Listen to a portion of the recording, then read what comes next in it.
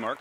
I'm proud to say I'm one of those jurors for the World Car of the Year, so excited to be there tomorrow and look forward to seeing everybody else there.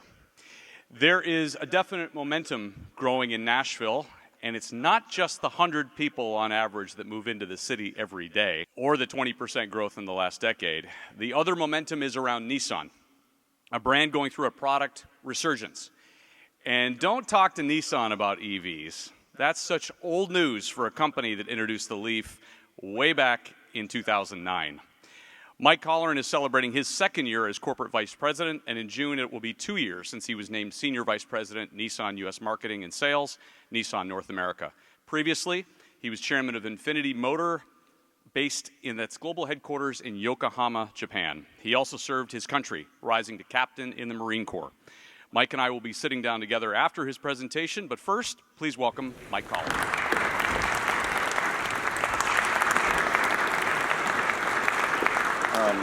Thank you, Jason.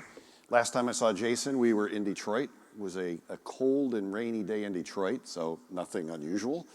And we talked about what the future would look like. And I think everything we told him that day was completely wrong. But it really talks a lot about how the industry is transforming. And that's really the conversation today, is about a brand that, an iconic brand, if you think about it, the brand that brought you the Nissan Z and brought you Pathfinder and Xterra, great products, adapting in the marketplace and really coming back from a place that wasn't very strong in the market. And so that's what this conversation is about today. So we go to the first slide, please. How were we defined, if you think about the kind of the mid-2015s, around there? And it was a tough spot for us. We were in a place where our product portfolio had aged. We were really pushing into the market, and that's how we were defined. And not surprisingly, a very difficult time transacting any sort of price into the marketplace and using more and more incentives and lower prices. And not surprisingly, the customer that we were attracting wasn't necessarily the strongest, and we weren't investing in the brand, really hadn't invested in a pure brand message in over 20 years. And not surprisingly, off of that, what happens? Well, your customer experience isn't as strong, low dealer engagement, profits across the value chain aren't all that strong, and so what ends up happening? You stop investing, and you don't reinvest, and then your product cycles get even older. And you get into a very vicious cycle, and this had to end. And there's only one way to do that sometimes, and it's to go back to what you do well. So next slide, please. Let's try that again. There we go. Nissan Next was introduced in the winter of 2020, just as America was entering into the pandemic. Not exactly the greatest time to transform, but you work with what you have. And it simply put was three components of that plan: change the product, change the business, and change the culture. Changing the product. That was simply nothing more than we're going to over-deliver the value that's expected by the consumer in the segment. And we'll talk about how we're doing on that in just a moment, but the results are pretty good. Second part is changing the business. Changing a business away from unmanaged rental, high day supply, even pre-COVID and pre-pandemic, and a lack of investment in the brand for many years. So we had to fundamentally change the business, really from the grassroots up. And then finally, changing the culture. Probably the hardest thing to do, changing culture, changing human behavior. But we have to be a more concentric, customer-centric company, and we're working very hard in those areas. So those were the three things that we wanted to do. And what we were trying to achieve was quite simply a virtuous cycle. A cycle where we spin up instead of spinning downwards. Reinvesting in the product, again, over-delivering the value that's expected in the segment. Many of you know that. You've seen it before. It's a winning formula. And what does that allow you to do? Well, it certainly allows you to attract a better customer into your brand with higher incomes, more ability to buy up in model and in trim, and also allows you to price into the marketplace for your products and for your services. At the same time, concurrently, we invested in our brand. Allison Witherspoon's in our group here today with us. She's our Chief Marketing Officer, and you've seen the amazing work that she's done to reinvest in the brand, something we had not done in 20 years. And not surprisingly, off of that, Customer experience improves because everyone's investing. And as you invest, your product life cycles start to come down, start to have a fresher portfolio in the industry, and you start the virtuous cycle, the spin upwards. So how are we doing? Next slide, please. Okay, change the product. So I'm going to take this in a couple stages. And the first stage is pre-chip crisis. So this is right in the middle of the pandemic. We bring out two new vehicles, two very core models for us, Sentra and Rogue. And I must have been paying my slide maker by the word on this chart. So look at the left side, and that's Sentra. And quite simply, Sentra coming out of a very difficult situation where it was a model that was primarily a rental vehicle at that time. We've transformed it back into a retail vehicle. Retail share on the rise, RVs big time on the rise, consumer-facing transaction prices moving in the right direction, and FICOs, household income, moving in the right direction, attracting a better customer to the brand. So then Rogue quickly follows right behind Sentra, and what do you know? Again, over-delivering value expected in the segment, same results.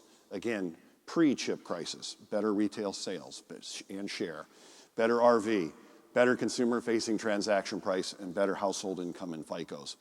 So the formula's starting to work pre-chip crisis. Then the chip crisis and the supply chain crisis hits the industry, and we bring out two new vehicles, on time and on target, the iconic Pathfinder and the iconic Frontier, two very dear brands to the American industry.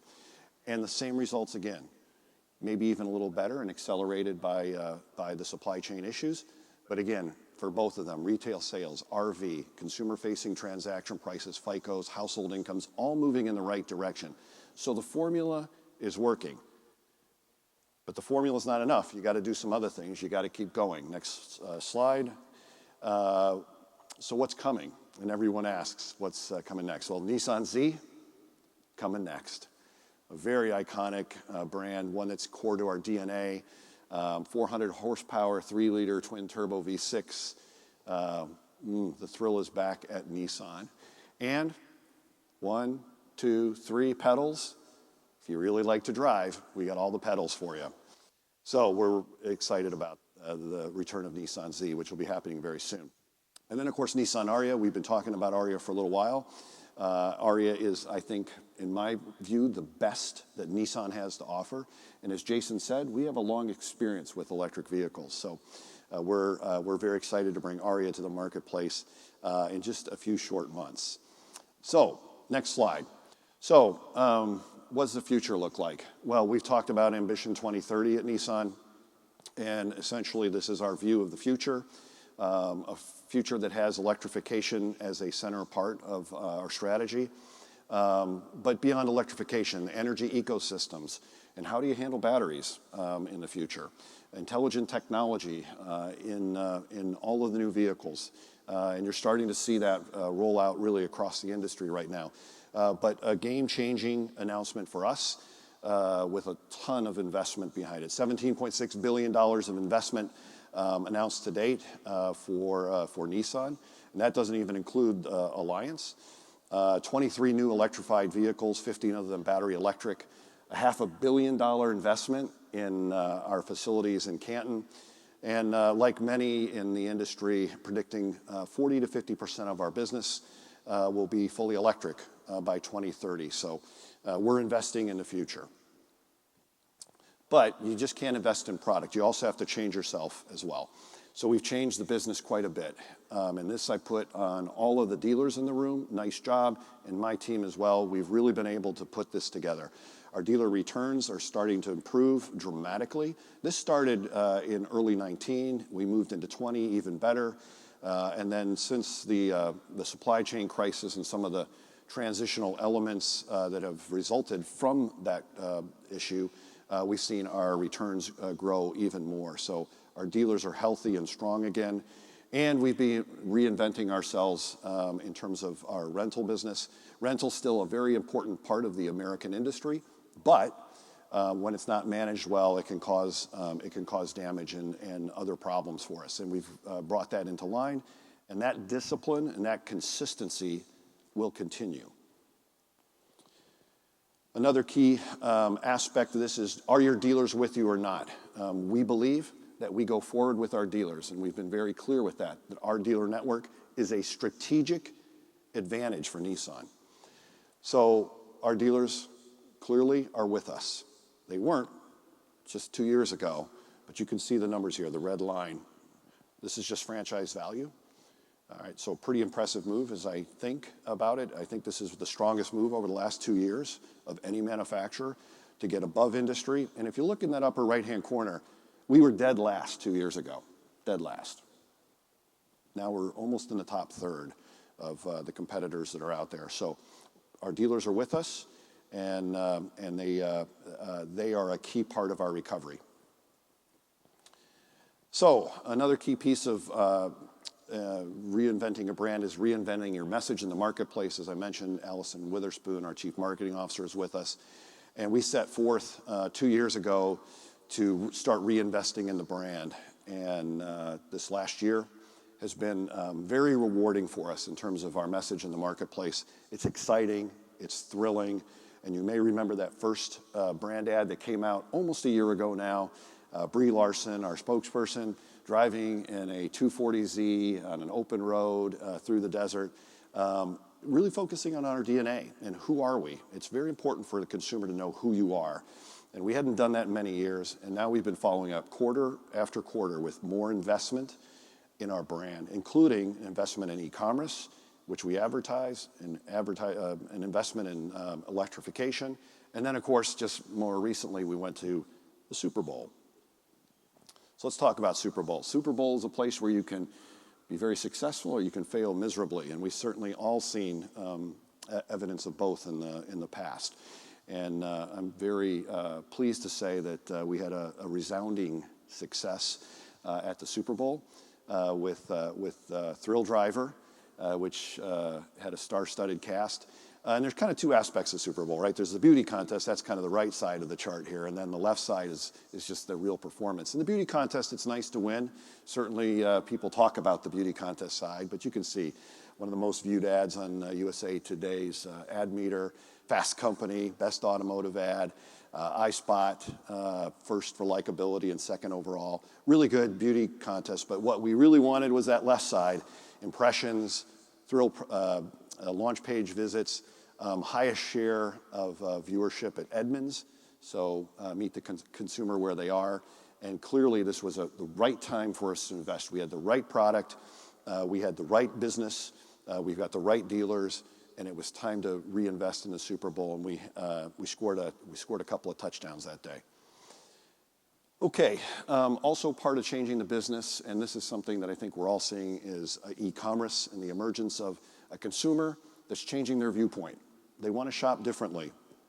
And in the past, e-commerce has mostly been limited, other than maybe in the used car space, to shopping sites and maybe some opportunities to pre-qualify. But all the way through end-to-end ability to purchase, to choose, to purchase, and get delivered, and to get service, that's something new. And so we launched Nissan at Home in April of last year, 1 year ago. It was a recent winner of the Automotive News PACE Awards for new sales technology. You can drive at home, you can buy at home, you can service at home, you can do all of it at home. Okay, and it's been very successful.